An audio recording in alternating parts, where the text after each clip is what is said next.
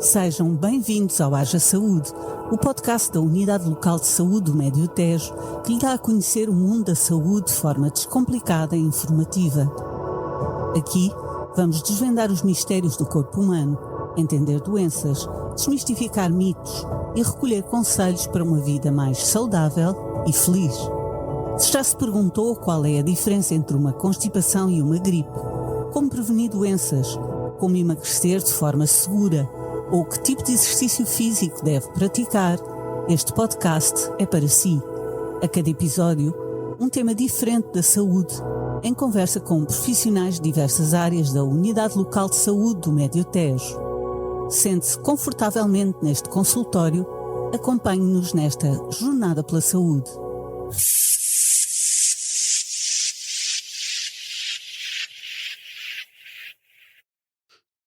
O Haja Saúde está de volta. Sejam muito bem-vindos a mais um episódio de Literacia de Saúde. Eu sou a Filipa Melo.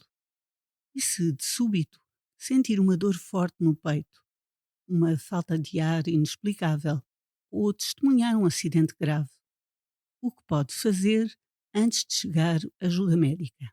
Numa situação de emergência, todos os segundos, todos os minutos contam.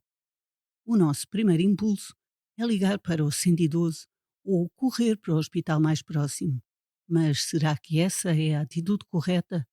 E o que podemos e devemos fazer enquanto a ajuda não chega ou a caminho do hospital?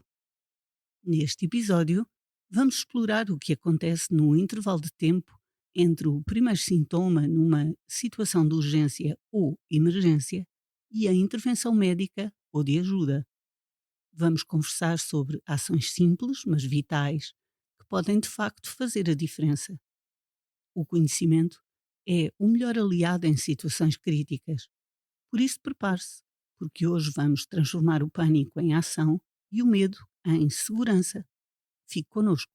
Senta-se no consultório Nuno 14, médico de Medicina Interna e Intensiva, diretor do Departamento de Urgência e Cuidados Intensivos da ULS do Médio Tejo. Irá conduzir-nos nas urgências. Seja muito bem-vindo, doutor. Está aberto o consultório. Vamos lá. Haja saúde.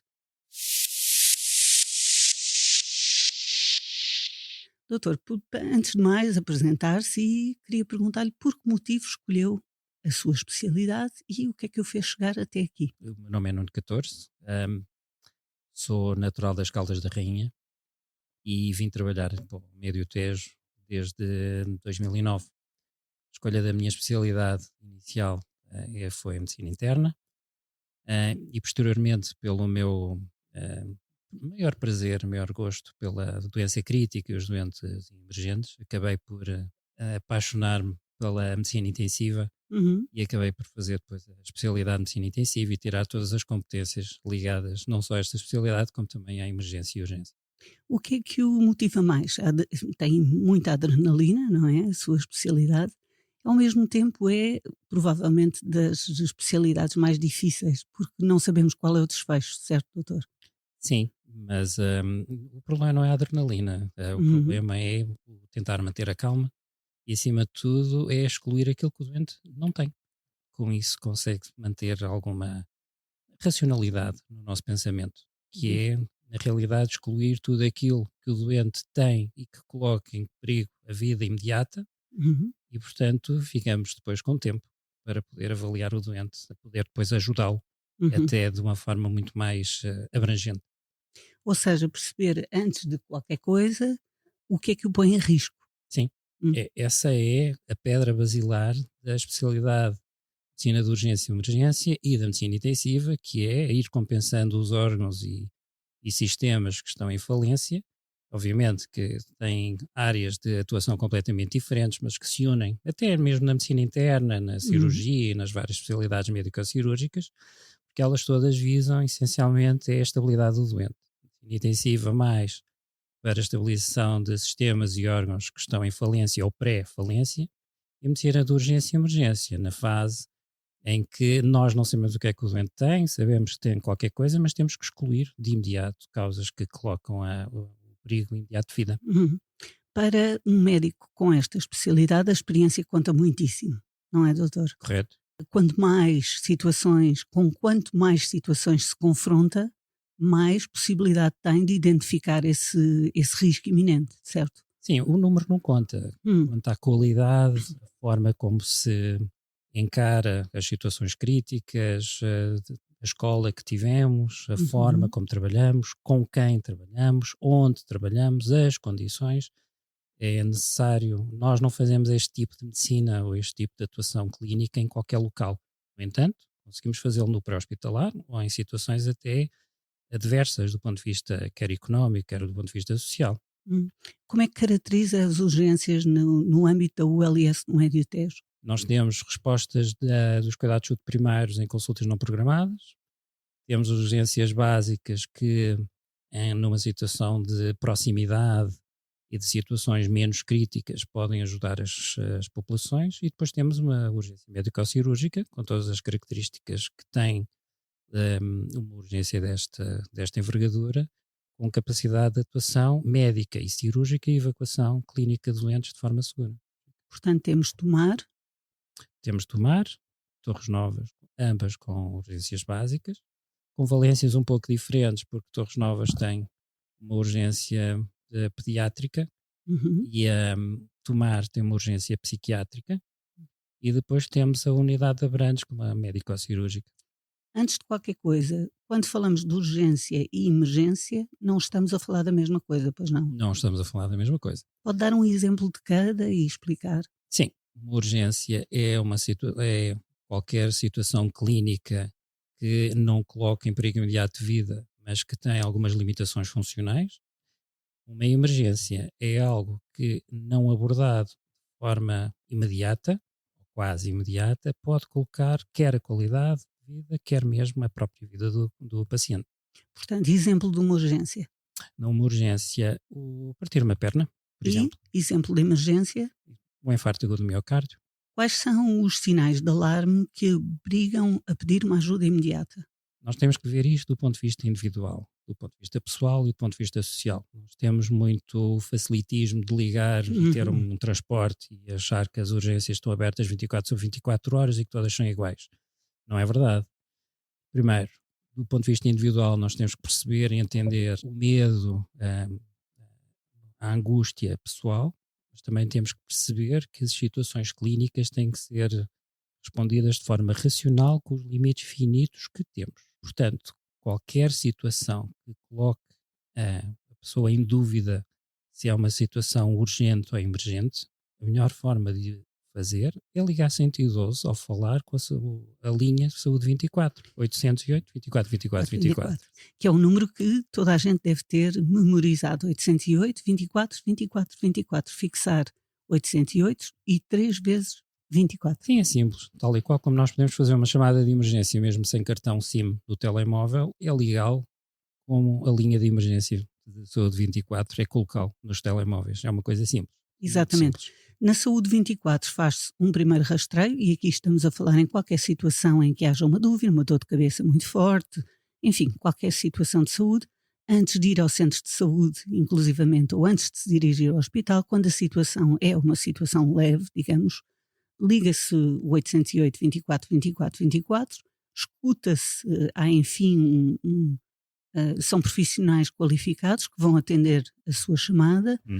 vão considerar os sintomas a partir de um questionário para forma, mas que vai analisar a sua situação, e serão eles a dizer se terá uma consulta médica no centro de saúde, se fica em autocuidado na sua casa, confortavelmente, a ver como evoluem os sintomas ou se regressa a um estado normal, digamos assim, ou se necessita de uma emergência, Sim. de uma intervenção emergente, Eu, portanto ir ao hospital. eu sou de uma opinião muito, muito pragmática. Eu acho que todas as pessoas que tenham problemas de saúde agudos ou Uhum, crónicos uhum. agudizados, que careçam de ajuda ou acham que necessitam de ajuda, devem ligar Saúde 24, Uhum. 808 24 24 24. Em caso de ser identificado pelo profissional que tem triagens médicas perfeitamente auditadas e, portanto, tem um carisma de racional, um carisma de grande fidelização e fialdade, vai permitir se na identificação de uma emergência fazer transferência para a chamada para 112. Pois, Portanto, existe aqui, de facto, uma sobreposição de serviços em que quem liga nunca fica desguarnecido. desamparado. Nunca. E é importante, de facto, os utentes no país inteiro saberem que são sempre pessoas qualificadas que vão atendê-los. Não é o que antes diziam um telefonista. Não, não, não, É não. uma pessoa qualificada. Aliás, eu ao contrário, se ligarem a 112, a primeira pessoa a atender um telefone é um polícia, Uhum. é um elemento de autoridade, que obviamente pergunta, é saúde? É acidente? É fogo? Logo aí está-se a perder tempo. Portanto, não me parece que seja o mais correto. Eu continuo a dizer que sou muito apologista que as pessoas não se devem dirigir livremente aos serviços de saúde, a não ser que sejam por referenciação. Não só porque é muito mais rápido, e também já vão direcionados para os problemas que os levam ao hospital, que são reportados, e pessoas que vão referenciados quer pelo 112, quer pela a Saúde 24, já a informação chega previamente ao hospital e toda a gente sabe e está à espera que aquele doente chegue. Pois. Portanto, é uma questão de literacia, perceber Sim, que todo o sistema, ou seja, na verdade, o Serviço Nacional de Saúde serve para servir o utente, não é? É um sim, serviço. sim. Por isso se chama Serviço Nacional de Saúde. E é um excelente serviço de triagem que permite poupar recursos e também aferir os mesmos recursos que são finitos para as situações mais emergentes. E isso é fundamental. Nós não podemos ter cuidados de saúde primários, mesmo com consultas de recurso livres, quando depois as pessoas vão ao centro de saúde e à urgência, de uma forma não referenciada, com queixas que se podem tratar em ambulatório. Eu dou exemplo, uma cefaleia com 3 semanas de evolução, uma insónia, quem não consegue dormir há mais de 4 dias, independentemente de perceber a angústia pessoal. Evidente. Mas, se for referenciado, eh, se for referenciado até de forma correta, permite até obter mais rapidamente exames complementares de diagnóstico que ajudarão esse doente e mesmo o próprio sistema. Portanto, é uma questão mesmo de literacia. Ou seja, em qualquer situação, se não for uma situação de emergência iminente, ligar 808 24 24 24, escutar o que dizem os profissionais qualificados, seguir as instruções e saber que quanto melhor for e funcionar este sistema, mais recursos serão postos Como é à óbvio. sua Sim, disposição sim, e melhor vai ser o acolhimento sim. e a forma como vão tratá-lo no Serviço Nacional de Saúde. Diga, Permite-me diga. só dizer uma coisa. Mesmo em caso de emergência, em dúvida, podem ligar. Podem ligar 112 e eles próprios também fazem uma derivação da chamada, mas vai demorar mais tempo. Uhum. Em caso de dúvida de ser uma urgência ou uma emergência, podem ligar qualquer um dos números. A questão é a recorrer fisicamente à urgência deve ser sempre de forma referenciada. Pois. Portanto, não se atirarem, digamos assim, para dentro do carro e irem a correr. Não, Saber que isso muitas vezes não vai ser contraproducente, se calhar até, para todos. em vez Para de todos. intervir. Sim. Este episódio é precisamente para isso. Já vamos falar de várias Uhum. situações. Há situações em que não se deve mexer na pessoa, por exemplo, ou se pode fazer primeiras intervenções no local, certo, doutor? Sim, algumas coisas que podem fazer, depende muito das situações clínicas, depende muito de, tecnicamente, o que é que as pessoas sabem. Muitas vezes tocar nos doentes implica fazer mais mal do que bem. Depende muito, quer da literacia de quem, a quem aconteceu, a quem presencia e, acima de tudo, a calma com que a pessoa consegue enfrentar as situações novas. Uhum. Antes de qualquer coisa, algo que habitualmente não pensamos, como é que se ensina uma criança a ligar o 112 e a explicar o essencial sem se atrapalhar? É muito simples. Para já, o 112 é algo que pode estar marcado no nosso telefone, quer de casa, quer do telemóvel, de uma forma automática. E, portanto, é ensinar às crianças que devem aprender isto logo na primária, devem aprender a ligar a 112, a pedir ajuda. Não é vergonha nenhuma. E, portanto, isso deve ser ensinado. É uma coisa, algo cultural, por um lado. E, por outro lado, é escutar e responder com Uhum. calma, porque as crianças são muito mais calmas que os adultos, desde que sejam ensinadas a fazê-lo, a ligar. Tá bem? é mais fácil ensinar crianças ou a crianças de porte básico de vida coisas simples e ligar 112 do que propriamente um adulto. Porque elas de facto fazem e executam com muito mais calma e até levam as coisas com uma leveza e uma racionalidade que nos escapa aos Uhum. adultos. Portanto, dizer, telefona para este número e segue as instruções. Correto? Muito bem. E um idoso que vive sozinho, como é que reconhece os sinais e pede ajuda? Algum conselho também?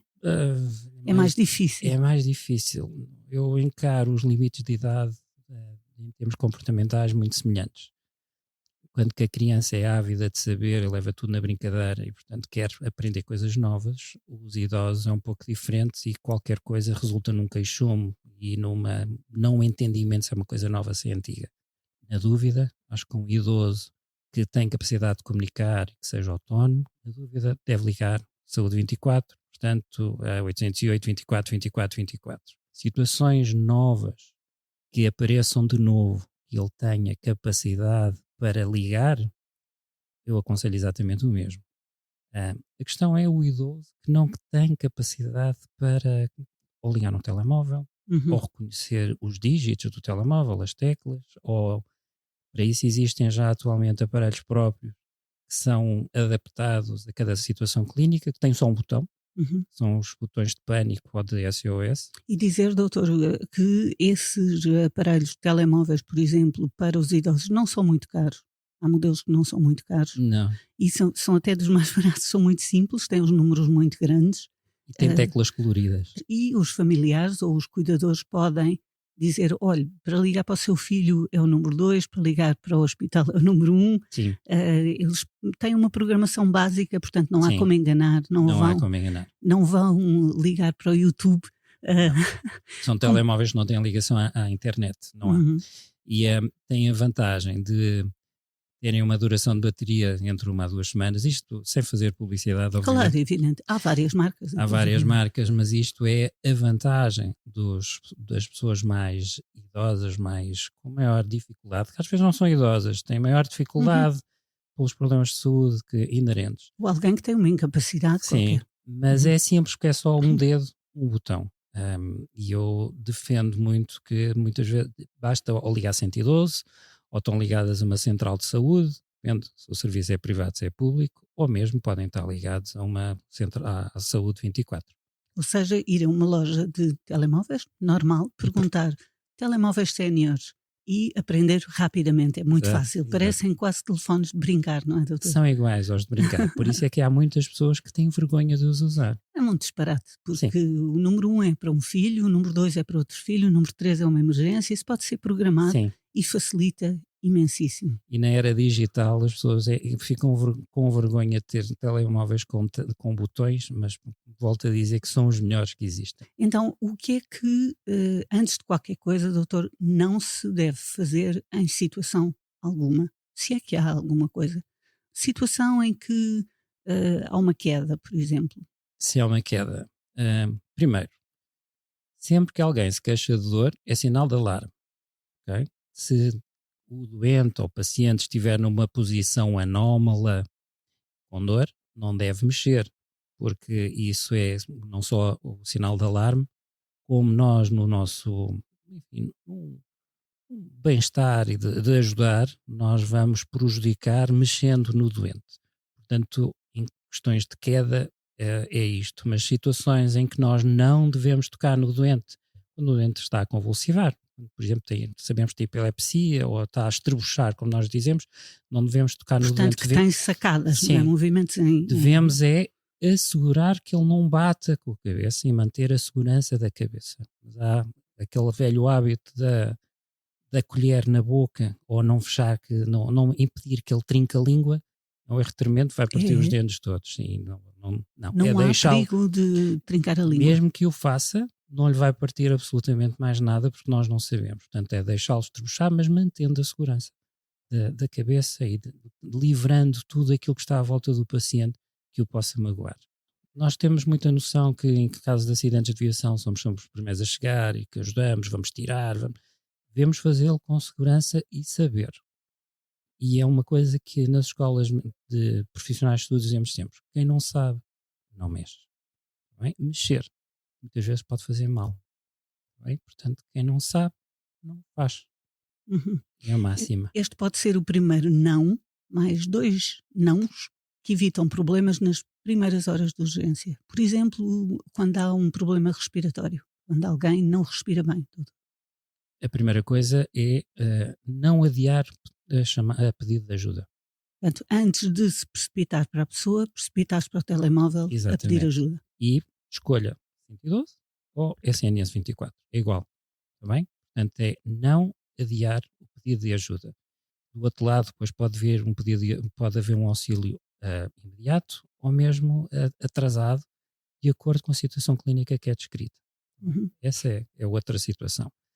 Tal e qual como dor no peito. Alguém que tem dor no peito, de novo. Alguém que tem na família problemas de saúde, ou que já tem problemas de saúde prévio, ou que tem uma determinada idade, não deve atrasar o socorro. Alguém que tem aqueles 3 sinais fantásticos que dão do AVC, que é não fala, não mexe o braço, não mexe a perna. Não Está bem? fala, não mexe o braço, não mexe a perna. Exatamente, do mesmo lado. Isso é Uhum. sinais de um acidente vascular cerebral, deve pedir ajuda de imediato. Que documentos e dados convém ter prontos em casa, no telemóvel, em qualquer circunstância para estas situações? Ah, O seguro morreu de velho, não é? o seguro morreu de velho, mas o cartão de cidadão não. E, portanto, será sempre conseguir ter acesso ao cartão de cidadão ou a informação contida dentro do próprio cartão de cidadão, que é o nome, data de nascimento e basicamente é isto. Depois, posteriormente, se é possível ter um número do próprio Serviço Nacional de Saúde, fantástico. Ninguém vai perguntar número de contribuinte nem número da Segurança Social, mas são 3 dados que são fundamentais. Mas nome e idade, nome e data de nascimento. Uhum. Pode ter uma fotocópia do cartão de cidadão, se não quer andar sempre com ele. Pode ter na porta do frigorífico, por exemplo, para ser mais Ou uma, rápido. ou uma fotografia no telemóvel. Uhum, exatamente. Em termos das pessoas que fazem, por exemplo, uma medicação regular, convém ter uma ficha de saúde, doutor? Os telemóveis atuais, já todos eles têm uma ficha de saúde. Que isso não tem, existem aplicações onde isso é muito relevante. Ou seja, permite ter dados e os acessos são condicionados a profissionais de saúde e por vontade, quer do próprio, quer da família, que sabe que eles existem, são os dados de emergência. Qualquer motociclista sabe que deve andar com um telemóvel ou pelo menos com uma ficha clínica de fácil acesso. Os telemóveis atualmente permitem ter acesso à ficha clínica mesmo estando bloqueados Uhum. e lá tem tudo. Nome, data de nascimento, medicação, doenças crónicas e se tem alergias e contactos. Quem não tem essas modernices pode pedir ao médico de família, por exemplo, para pôr num papel, ou não, doutor, O médico de família é o mesmo. Alguém alguém da da família. família, pôr Sim, a medicação regular, sim. enfim, tirar uma fotografia Ou e fica. andar com algo na carteira, por Uhum. exemplo, junto a um cartão de crédito, fazer uma fotocópia dessas informações, pequeninas, até atualmente até se pode pôr os netos e os mais novos a fazer um QR Code dessas informações e colocá-los na carteira, ou até mesmo, mais uma vez, como pano ou como ecrã do seu telefone. Uhum. Agora, para quem quer montar um primeiro kit essencial de primeiros socorros, o que é que tem que pôr lá dentro? Falamos, Além de gases, ligaduras, falamos desinfetantes, muito tesoura. agora de kits de sobrevivência. Hum, Não varia muito, mas sem comida, na realidade, e sem comunicações. Aquilo que, se queremos um kit de primeiros socorros, é aquilo com que podemos abordar o doente em qualquer altura, ou um paciente de uma doença crítica. Podemos falar, tem que ter gás, tem que ter um desinfetante da pele, tem que ter luvas para proteger também, e deve ter sempre uma medicação de um analgésico, um paracetamol. Estamos a falar de kits pessoais. claro, o kit mais simples. São mais simples. Basta algo para abordar feridas simples. Porque, mais uma vez digo, quem não sabe, não mexe. Portanto, não vamos para a manta térmica, Não. mas podemos ter um apito, ou não? Podemos ter um apito. Um apito só vai servir se nós estivermos sem telemóvel ou estivermos numa zona sem cobertura de rede. Como se trata, doutor, um corte profundo? O corte profundo depende. Vamos lá ver. A forma como nós abordamos um corte ou uma solução de continuidade, como nós costumamos dizer, depende não só do local, como a profundidade do mesmo. Se atinge vasos, se atinge nervos, se corta músculo, não corta músculo, se tem grande hemorragia, não tem. A melhor forma que há de fazer é utilizar aquelas gases que temos no nosso kit, com desinfetante, ou mesmo sem desinfetante, e comprimir e procurar ajuda através de Saúde 24 ou 112. Portanto, estancar o sangue com Fazer pressão. Com pressão, sim. Se não houver a tal gase, com um pano limpo e seco ou uma peça de roupa que nós retiramos e fazer sempre pressão. Vamos continuar e fazer aqui passar a limpo uma série de situações e deixar algumas indicações básicas. Uma queda com talvez possível lesão da coluna. Sim. O que fazemos? Não mexe. Já disse, não mexe. Não mexe. Nada. Pronto, esperar ajuda. Pedir ajuda e esperar. E dar mesmo essa informação aos serviços onde eles vão pedir ajuda, ou 112 ou SNS 24. Dizer imediatamente. Teve uma queda, aparentemente pode ter uma lesão de coluna, porque me parece que tem uma situação... O embate foi ali? Tem uma posição anómala, não sente as pernas, tem formigueiro no braço, tem formigueiro nas pernas. Portanto, descrever sumariamente e rapidamente o que vê e o que houve. Queimaduras. Se alguém que se queima, o que é que se faz de imediato? Vamos já dizer que em qualquer uma destas circunstâncias, 808, 24, 24, 24 e 112. Portanto, é como se disséssemos isso em cada situação que eu lhe apresento. Se alguém se queima, o que é que se faz, se pode fazer de imediato e o que não fazer de forma alguma? Eu digo já não pôr manteiga. Não pôr manteiga. Não pôr azeite, não pôr gordura nenhuma. Aquilo que se deve fazer não usar gelo, não é, doutor? Não usar gelo. É lavar com água corrente. Fria, tépida. Não é preciso ir buscar ao frigorífico. Água tépida a correr e proteger. Procurar ajuda. Pois há as domésticas, há aquela queimadura do forno, não é? Basicamente é a mesma coisa, é água tépida e proteger. O que é que significa proteger? Proteger é pôr uma gase em que pode ou não ter um antisséptico que nós temos em casa. Há quem tenha o iodo, há quem tenha mercurocromo, porque ainda há pessoas que ainda usam, há quem ponha água oxigenada, nesse caso há quem ponha gase gorda. Aquilo que deve fazer é lavar e proteger com uma dessas substâncias, ou neste caso até com uma compressa limpa e seca, bem? E ver qual é que é a evolução. Também tomar um analgésico discreto, paracetamol. Engajamento, adultos, crianças. O engajamento trata sempre da mesma maneira. Só precisamos saber se respira ou não respira. Bem? O engasgamento onde respira e ainda há verbalização ou vocalização de sons, uma pessoa deve incentivar a tosse, fazendo pancadas nas costas. Secas. Secas. Centro das costas, sim, doutor? Entre as omoplatas, sim. Independentemente de ser criança ou ser adulto, é incentivar a tossir. E ao mesmo tempo, ligar 112. Pode com uma mão estar a bater nas costas e na outra a ligar 112. Quem não verbaliza, quem não respira, portanto, isso quer dizer que é uma obstrução completa de via aérea, pode fazer à mesma as pancadas, mas tem que ligar obrigatoriamente. Aí sim, uma situação de emergência, tem que ligar 112. Famosa manobra de Heimlich. Só para quem sabe. Sim. E não é nos filmes que se aprende. Não vale a pena explicar como se faz, doutor? Não vale a pena explicar como se faz. É mais fácil perceber que as pancadas entre as omoplatas é tão eficaz como as compressões abdominais. Mas mesmo mais uma vez, tem que se aprender. Convulsões e desmaios. Já disse há pouco, quando se está a ter uma convulsão. Sim, são coisas diferentes.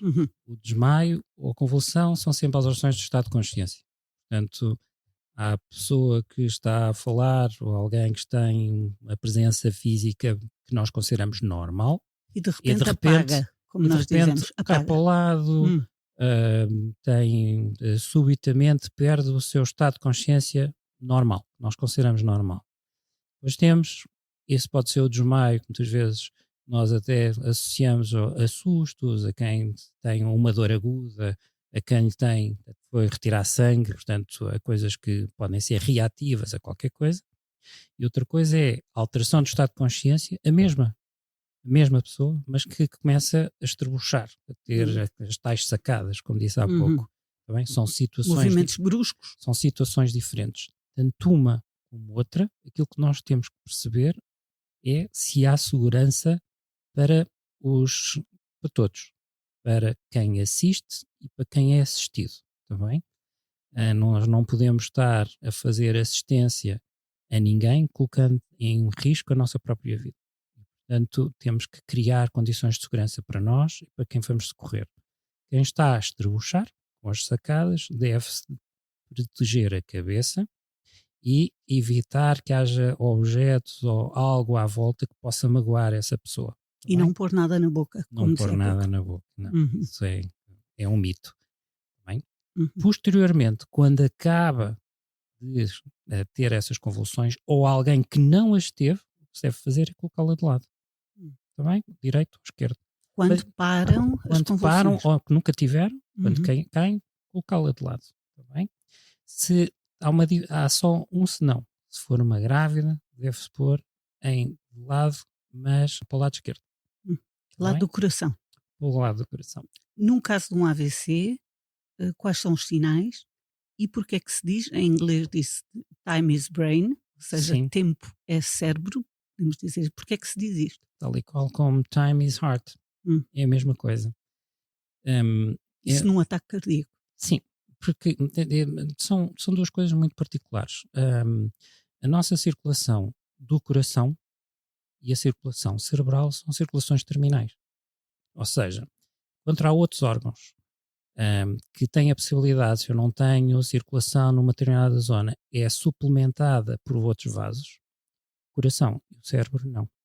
E quanto mais tempo levarmos à recuperação daquela circulação, maior a área de isquémia, de morte. Bem? Portanto, tempo é coração, tempo é cérebro. Temos possibilidade depois de poder recuperar função.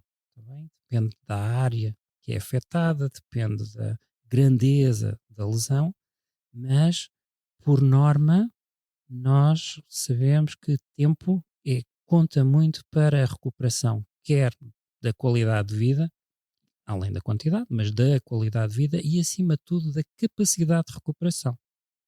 Faltam-nos duas situações. Depois o doutor pode dizer outras de que se lembre, mas choque anafilático, alguém que come camarões, está a comer camarão ou outro alimento, e de repente tem um choque, o que se chama um choque anafilático, que é uma reação alérgica. É a reação alérgica, é a forma mais extrema, sim, de uma reação alérgica. Pode ir desde um exantema, portanto umas manchas vermelhas na pele, a incapacidade para respirar porque a língua fica grande ou começa a ficar rouco, ou simplesmente pode ter tudo isto associado de uma forma muito exagerada. Exuberante. Também? Sim, e portanto nós temos que perceber, primeiro, se é a primeira vez que acontece, se tem medicação consigo.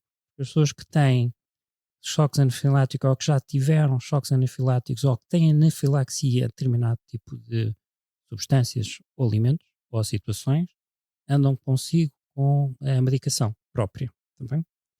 As pessoas que não têm, mas que aquelas aventuras, vou comer um marisco, mas já tive aqui umas manchas vermelhas, mas depois começa a ficar rouco, começa a ficar além das vermelhas, começa a ficar mal disposto. São pessoas que têm que procurar, obviamente, quer ajuda através do SNS 24, quer através do 112, porque provavelmente vão ter um problema a seguir.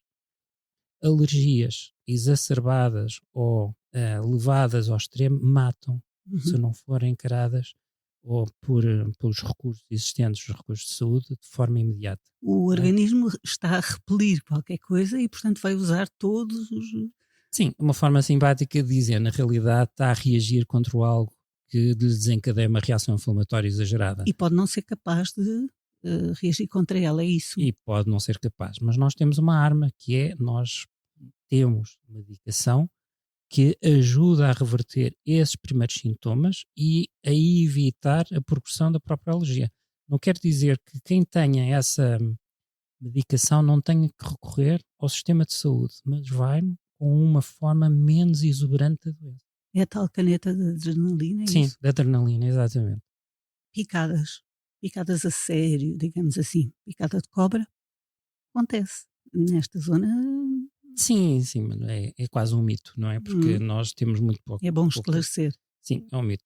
Hum, embora elas existem, as picadas de cobras, e de facto existe aqui uma cobra na zona que é pequenina, que está associada Uma a dor. malandrinha. Sim.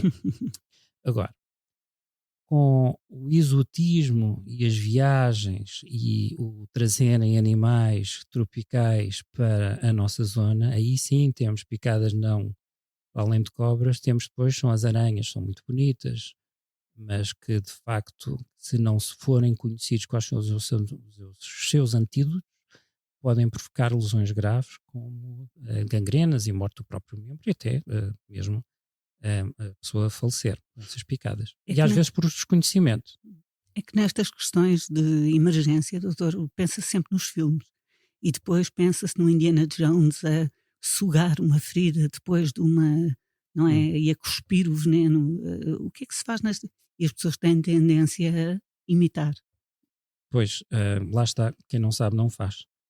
Na realidade, os filmes têm uma forma romanceada de nós encararmos algumas doenças tropicais ou alguns acidentes. É quase uma caricatura. É, eu não estou a ver ninguém atualmente, nem que seja a sua própria família, a fazer um corte, a sugar o sangue, a deitar fora, e não, isso não existe. O que existe é a terapêutica de suporte, que é dada quer pelos os primeiros respondedores, pelos bombeiros, que podem ter, enfim, uma forma de poder fazer algum garrote, mas acima de tudo é trazê-los para os cuidados de saúde, ehm, não primários, mas para os cuidados de saúde hospitalares, de forma a poderem ser, Intervencionados o mais rápido sim, possível. ser observados e tentar perceber o que aconteceu. Às vezes são pequenos acidentes. O exemplo mais típico no verão é a picada do peixe de Do aranha. peixe-aranha. Todos sabem que devem ir em zonas que são endémicas com este peixe, devem usar a sapatilha.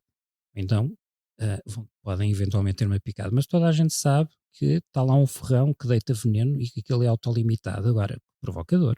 Portanto, retirar com uma pinça, É retirar com uma pinça, muitas água vezes. morna, água quente. Sim, é água morna, água quente, a água para lá tépida, não é? Uhum. E a única coisa que se deve fazer é desinfetar a ferida e analgésicos. Às vezes analgésicos locais, às vezes analgésicos mais sistémicos. Outra coisa é como a picada da abelha. Atenção, porque depende, a picada da abelha ou a picada de vespa, e principalmente picada de vespa asiática atualmente, são umas vespas enormes. Temos que perceber que a picada da abelha é uma coisa autolimitada, a não ser que sejam muitas abelhas, e é preciso perceber se a pessoa tem ou não tem alergia às abelhas. O problema mas a abelha morre, não é? Uhum. O problema da vespa é que é muito mais venenosa, nomeadamente a vespa asiática, e é preciso ter muito cuidado. Portanto, sempre que alguém identificar, para já, auto-identificar-se como tendo uma resposta exagerada às picadas de insetos, ao ver vespa é tentar evitar. E pode chamar profissionais para afastar Uhum. esses insetos. Mas, sobretudo, quando elas aparecem, não se meter com elas.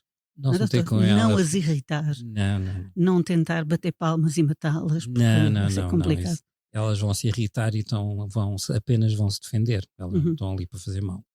Apesar de haver vespas muito agressivas, não nas abelhas, mas há vespas muito agressivas, que estão literalmente a fazer aquilo que a natureza ensinou, que é atacar quem Quando tenta, são atacadas.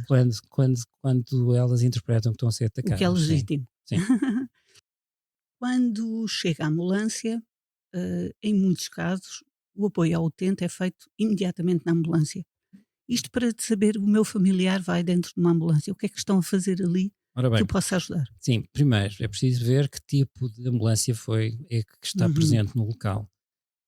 As ambulâncias que vêm via 112 ou dos bombeiros com chamadas de urgência barra emergência, são ambulâncias que podem fazer alguns gestos. Depois depende também do tipo de profissional que temos dentro dessas ambulâncias, que ainda podem depois ser acrescidos da medicalização do próprio meio de transporte. Na prática, a ambulância que nós temos são as únicas que podem transportar doentes que para as urgências e são simples de identificar. São as únicas que têm luzes azuis, Uhum. está bem? As outras não têm luzes azuis ou não têm luzes de todo. Essas ambulâncias podem fazer algumas coisas. Podem medir a glicemia, a tensão arterial, fazem uma avaliação básica do ABCDE, portanto, da via aérea, da função respiratória, da função circulatória, mesmo da capacidade metabólica da pessoa e podem transmitir dados, quer à Central 112, ou pedindo ajuda, ou então encaminhando o doente para o local mais correto. Portanto, tem uma avaliação básica. E dentro disso pode-se fazer algumas coisas, elevação dos membros inferiores, pode-se ajudar a colocar a pessoa de lado e até em caso de fazer uma paragem cardiorrespiratória, poder sim iniciar suporte básico de vida com desfibrilador automático externo que existe nessas ambulâncias. Depois, em crescendo, temos ambulâncias CIV, que são de suporte imediato de vida, que são ambulâncias que são tripuladas ou cujos elementos é um enfermeiro diferenciado em cuidados de saúde de urgência e emergência e mais um tripulante, onde podem fazer quase tudo aquilo que nós podemos fazer numa sala de É uma emergência. urgência ambulante. Sim, sim. Obviamente tem algumas limitações técnicas também pela quantidade de material, pela existência e necessidade de existência de protocolos, com a necessidade de muitas vezes obter autorização para a administração essencialmente de fármacos. E depois, acima disso, temos as ambulâncias medicalizadas, que têm médico que já vem a acompanhar na ambulância, ou então são medicalizáveis através do elemento mais diferenciado médico da viatura médica de emergência e reanimação, chamadas VMERs, aqueles carrinhos amarelos que andam de um lado para o outro. E esse médico tem capacidade, juntamente com os profissionais, quer da ambulância, quer com o enfermeiro que o acompanha, fazer todo um conjunto de manobras que simulam, dentro do possível e das limitações inerentes, àquilo que nós podemos fazer no hospital. Mas, aliás, eu volto a recordar, são situações limitadas, com capacidade de atuação limitada. Não há milagres realizados dentro de uma ambulância, mesmo com o melhor médico do mundo. Uhum. Mas, mais uma vez, chamamos a atenção: quanto melhor for a informação dada à partida, mais eficaz é a ajuda. Todas estas situações são ativadas através do Centro de Orientação com Doentes Urgentes, através do INEM, do CODU, daquelas centrais telefónicas, onde estão muita gente a atender telefones e encaminhar meios de socorro. Obviamente que a veracidade, a verdade dos factos, não exacerbando as queixas, dizer apenas aquilo que vê, aquilo que sente, permitirá fazer uma diferenciação do meio de socorro. É preciso lembrar que eles são finitos, está bem? Muitas vezes, para ocorrer a situações que não são de todo verdade, implica que, quando eles depois são necessários noutras situações, eles não existem porque estão ocupados. O que é que devemos levar para a urgência? Isto serão os familiares, em princípio, a preparar. É basicamente aquilo que foi falado há pouco: a identificação do doente, a identificação da data de nascimento e o do Serviço Nacional de Saúde, se assim tiver, caso Alguns contrário. exames, talvez, doutor, se for uma situação identificada ou não. Se Estará tudo num sistema, é isso? Se for alguém que esteja registado, em que já tenha ocorrido aos cuidados de saúde primários, está tudo no sistema. Se for alguém que seja migrante, como os nossos imigrantes, que vêm cá temporariamente e vêm de um mês, 15 dias, e são, obviamente, que vão às festas e voltam às famílias e depois voltam aos seus locais de trabalho, devem trazer, obviamente, uma explicação de tudo aquilo que fazem, nomeadamente a medicação. Mas já há bocadinho falámos daquela informação sumária sobre antecedentes pessoais, medicação que faz, e se tem alergias. Devem trazer consigo. Devem trazer consigo. Basicamente, a informação que tem, além da identificação, é se é alguém que tem doenças prévias e faz medicação, essa informação deve andar sempre com a pessoa. Duas últimas perguntas. Primeira, o que é que acontece quando chegamos ao hospital? Como é que se organiza a urgência? Na realidade, nós temos que perceber de que forma é que o doente chega. Exatamente. Bem? Se é um doente que vem pelo seu próprio pé, faz a inscrição, ou seja, vem de forma não referenciada, vai ter que aguardar chamada a triagem de Manchester. Existe um profissional de saúde que vai fazer um conjunto de perguntas, a razão por que veio, faz ali um conjunto de perguntas e avaliações que vai determinar, através de um fluxograma, ou seja, umas questões vão dando umas respostas que criam outras questões, outras respostas, e vai depois determinar qual a queixa principal para a qual o doente veio e ao qual lhe é atribuída uma prioridade. Essa prioridade tem cores, que é traduzida em tempo, são tempos de espera que estão estudados. O doente, de forma segura, pode aguardar pela primeira observação médica. Primeiro exemplo é alguém que recorre ao hospital. Eu, tal e qual, sendo coerente, acho que ninguém deve recorrer ao hospital pelo seu próprio meio, a não ser que seja de forma referenciada, porque tem vantagens.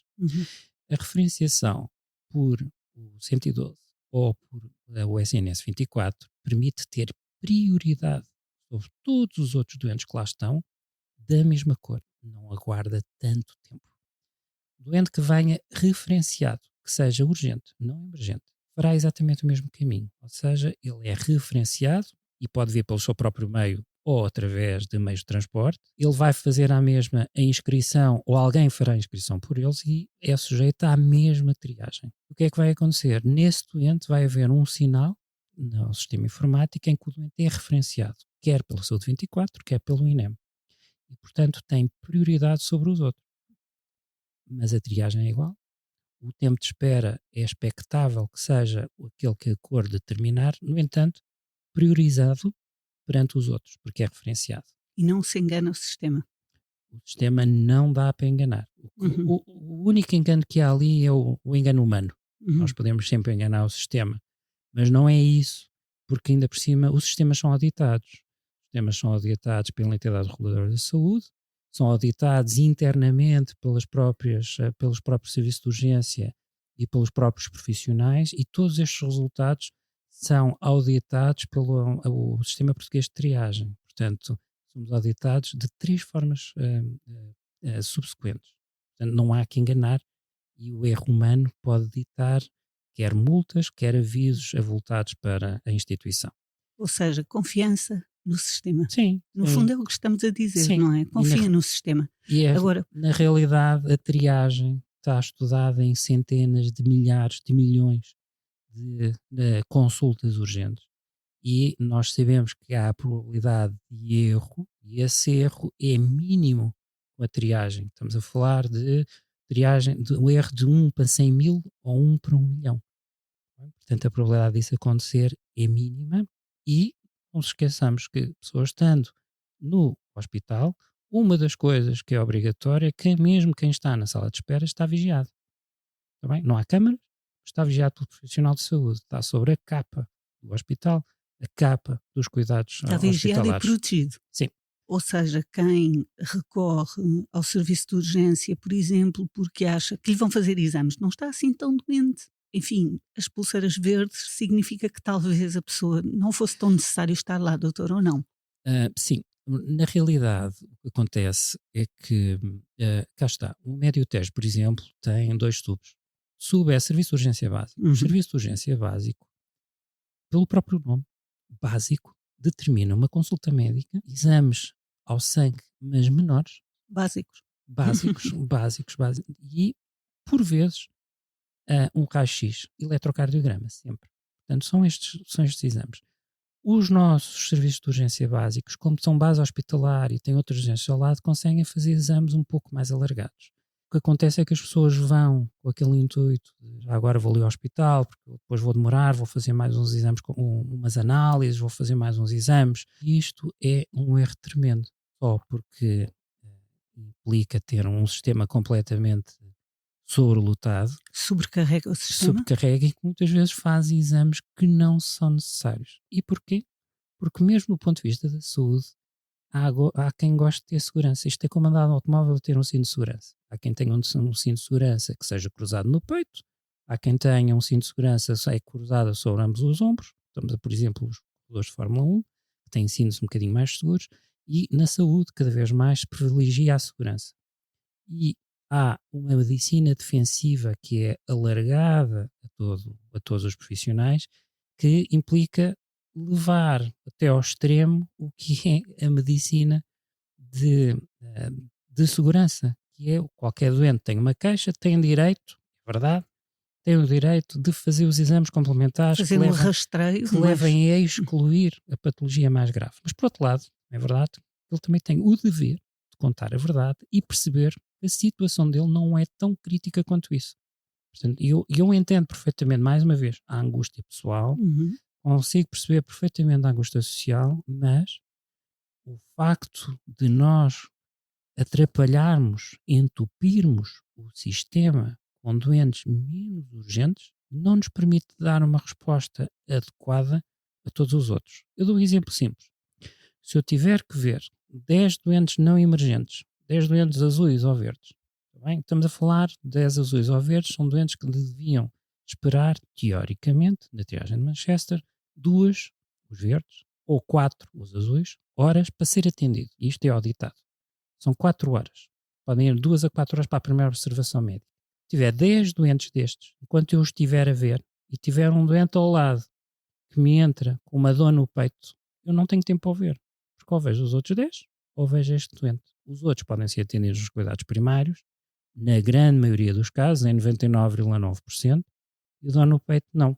Mas eu, como não tenho tempo e os recursos são escassos, eu não tenho a possibilidade. E o que os hospitais fazem é desblindar este sobrecarregamento do serviço, tentar perceber quais são os doentes que necessitam, quer pela triagem, e às vezes até se fazem uma triagem de segurança, portanto exagera-se na cor, exagera-se na gravidade, para que os doentes possam ser atendidos de uma forma mais célere, mas o que acontece é que isso vai consumir recursos. E aquilo que o hospital faz, ou as equipas médicas do hospital fazem, é perceberem dentro daquele inúmero de episódios de urgência quais são os doentes que têm que ser priorizados. Se eles já vierem referenciados, nada a dizer. Não vindo referenciados, é muito difícil, porque os não vindo referenciados... Separar o trigo do joio. Completamente. Porque há doentes mesmo que não vindo referenciados e que vêm pelo seu próprio pé, têm situações gravíssimas e que têm que ser tratados por causa disso, têm que ser identificados como tal e tem que haver tempo, disponibilidade. Mas acima de tudo tem que haver espaço mental e científico e técnico para que isso possa ser executado e não estar o sistema entupido com doentes que são menos urgentes, que podem lá estar, mas têm que ser atendidos a seu tempo. E, portanto, o direito do doente é ser atendido e o dever é entender a gravidade da sua própria doença. Respondeu uma pergunta que eu ia fazer, que eram os deveres do doente. Se calhar deixamos uma mensagem final que é urgente perceber as urgências e rentabilizar as urgências, utilizá-las da forma mais racional e mais eficaz possível. Sim, eu colocaria mesmo, é emergente reconhecer o papel da urgência e não só, e acho que é uma questão de, como começou, uma questão de literacia. Começa quando nós somos pequenos e devemos ensinar aos nossos pequenos como é que nós devemos acarinhar o pouco que temos, sendo algo que ainda por cima está inscrito na Constituição, que é o dever, enfim, da saúde a todos. Não pagamos nada pelo sistema de saúde. As pessoas têm que entender que se não cuidarmos deles, não vão ter nada no futuro. Ou seja, já sabe, obrigada, doutor Nuno 14, foi um prazer tê-lo aqui. Gosto. Foi um prazer e como deixamos então esta mensagem, é urgente entender e utilizar como deve ser as urgências. O Haja Saúde volta daqui a 15 dias com, enfim, tudo o que precisa de saber sobre saúde. Haja Saúde, fique bem. A Unidade Local de Saúde do Médio Tejo dá a resposta direta a cerca de 170 mil utentes em 35 unidades funcionais de cuidados de saúde primários e 3 hospitais. Dr. Manuel Constâncio, em Abrantes, Nossa Senhora da Graça, em Tomar e Rainha Santa Isabel, em Torres Novas. Iniciou atividade em janeiro de 2024, a partir de uma reestruturação do modelo organizativo do SNS, para mais e melhores cuidados e uma relação mais próxima com a comunidade dos concelhos de Abrantes, Alcanena, Constância, Entroncamento, Ferreira do Zézere, Mação, Sardual, Tomar, Torres Novas, Vila Nova da Barquinha e Vila de Rei. Obrigada por estar connosco neste podcast. Subscreva-o e marque-o na agenda. Siga-nos nas redes sociais. Estamos juntos para cuidar de si e dos seus. Haja saúde!